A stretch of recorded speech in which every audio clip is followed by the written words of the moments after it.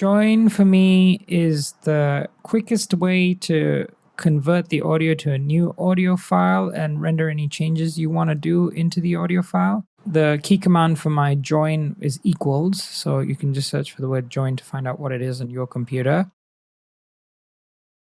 Let's have a look at this section right over here. So I want to get rid of all the silences in between these slots here. So I'm going to just highlight, delete, highlight, delete, highlight, delete. I'm going to just want that last guy right there.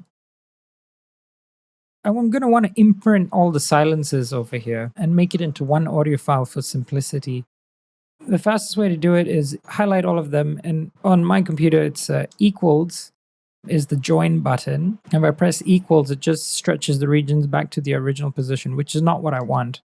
So what I do is I just select any one audio file, change the gain just a little bit, even by 0.1. Did you see that? From minus 0.5 to 0.6. To make this a little bit more drastic, let me cut this guy quite a bit. So then the change is really obvious. But before I change the audio file, I'm going to name it. So I'm going to name it by the bar 8. Okay, because that's bar 8 over there.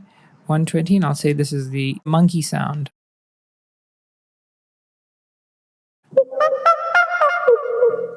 Okay, so now I'm going to press equals. It's going to create me a new audio file.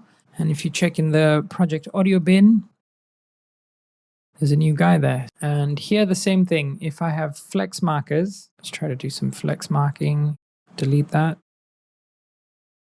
Actually, I wanted it monophonic because it's a horn. Slicing is for drums.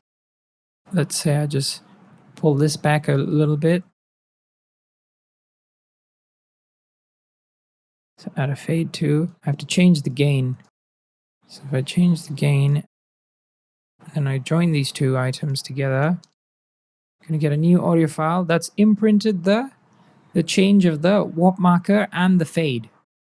That's what it was before, and this was after. Same thing over here in Ableton. If you cut two regions, so for example this region, I don't want that anymore. I'm going to get rid of that and that.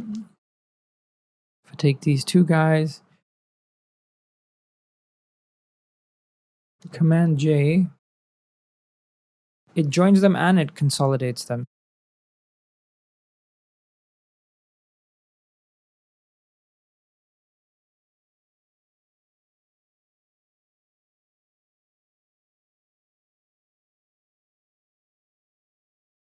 So if I double click that,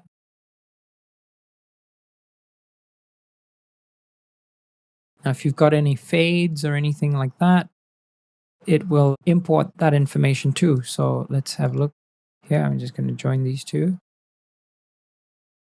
And it's going to create a new audio file, Command J, and it's added those fades into it, okay?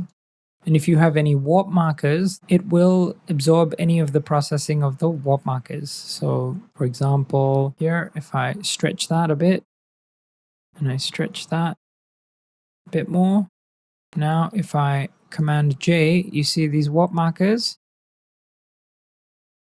It's going to imprint those warp marker changes. So the warp markers have gone and the changes have been imprinted.